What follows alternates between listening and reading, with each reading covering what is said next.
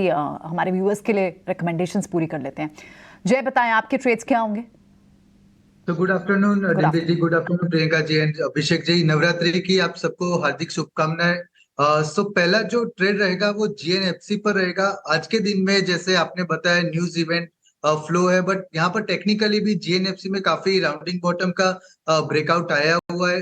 Volume के हिसाब से देखें तो ये 2022 के दिसंबर के बाद का दूसरा हाईएस्ट वॉल्यूम वाला सेशन है आज के दिन में जीएनएफसी पर। सो यहाँ से मुझे दिख रहा है कि अपसाइड काफी हद तक जा सकते हैं। 725 के लेवल्स मुझे आते हुए दिख रहे हैं अराउंड। हम वीकली चार्ट पर देखें तो वहां पर एक रेजिस्टेंस अभी के सेशन के बाद बंद रहा है, तो 725 would be a target zone and 638 would be a stop loss zone. वहां पर ये कैंडल का डेली कैंडल का स्टॉपेज आ रहा था, निचले साइड पर सपोर्ट आ रहा था, तो 638 would be a closing stop loss. And दूसरा जो स्टॉक रहेगा वो था कैंपस एक्टिववेयर पर।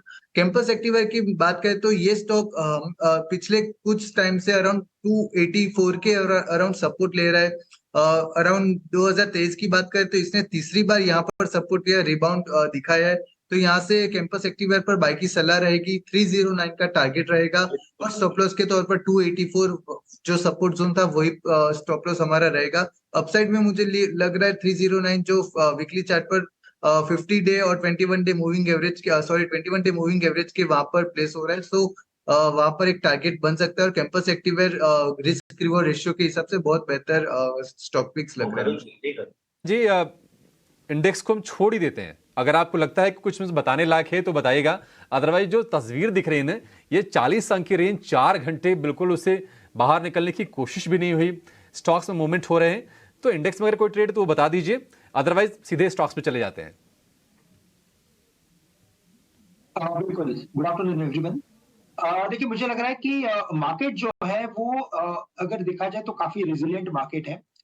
इनफैक्ट इतने जितने भी न्यूज फ्लो है उसके बावजूद मार्केट ने 19,700 के ऊपर का मोमेंटम जारी रखा हुआ है।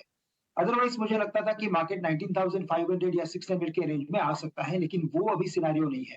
बट यस, एचडीएफसी बैंक के दिग्गज जो बैंक है उसके जो नंबर्स आने वाले हैं उस नंबर का मुझे लगता है कि मार्केट को इंतजार है और इसी वजह से मार्केट एक पॉज मोमेंटम में गया हुआ है।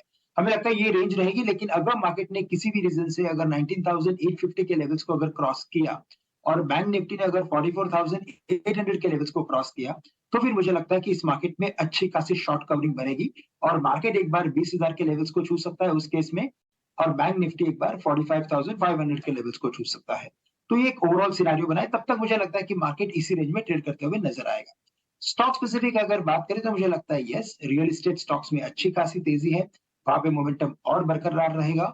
करंट लेवल से मुझे लगता है कि लोढ़ा डेवलपर्स में एक लॉन्ग की पोजीशंस बनाई जा सकती है। लोढ़ा डेवलपर्स अभी कुछ 810 815 के करीब ट्रेड कर रहा है। 815 के करीब इसमें लॉन्ग की पोजीशंस बनाए, 790 का स्टॉप लॉस रखे, 850 के टारगेट्स नजर आते हैं। और साथ ही साथ मुझे लगता है पीएसयूज में गैस अथॉरिटी पे लॉन्ग की पोजीशंस बनाए 130 131 के करीब, स्टॉप लॉस यहाँ पे रखे 127 रुपए का, टारगेट्स नजर आते हैं लगभग 140 रुपए के। तो कुछ पीएसयूज में तेजी है, इसी वजह से गेल एक अच्छा अट्रैक्टिव कैंडिडेट है करंट लेवल से बाय खरीदने के लिए। गेल 130 का भी स्तर पार कर गया। स्लो मूवर है, लेकिन कहीं ना कहीं स्लो जो होता है ना वो सेफ भी होता है, तो गेल में वो फायदा आपको मिल रहा है। 140 तक जाने के लिए शेयर ये तैयार है, ऐसा श्रीकांत जी को लगता है। बाकी रियल एस्टेट में हम देखने की रौनक बरकरार है, कुछ चुनिंदा आपको काउंटर्स मिलते रहेंगे, उसमें से मैक्रोटेक यानी कि लोढ़ा डेवलपर्स, वहां पर आपके लिए सलाह है 850 के लक्ष्य के लिए खरीदारी करनी है। अंशुल, आपके रडार पर कौन से शेयर हैं, कहां पर आपको मौके दिख रहे हैं? बाई साइड वाले हैं या फिर कुछ बिकवाली के भी काउंटर्स हैं? गुड आफ्टरनून अभिषेक। देखिए, निफ्टी और बैंक निफ्टी में थोड़ा सा साइडवेज मोमेंटम है। उसका सबसे बड़ा कारण ये है कि cup and handle pattern develop हो रहा है। इसको डेवलप होने में अगला 1 से 1.5 सेशन और लगेगा। लेवल्स जो आ रहे हैं वो 19,820 850 के आ रहे हैं निफ्टी पे और 44,800 आएंगे बैंक निफ्टी पे। इन दो लेवल्स के ऊपर मार्केट में अच्छी तेजी डेवलप होती हुई दिखेगी, तो हम भी लॉन्ग साइड अलाइंड रहेंगे। लास्ट वीक जिस पैटर्न पे मैंने कार्ड रेट बाई दिया था वहां से 14% चल चुका है।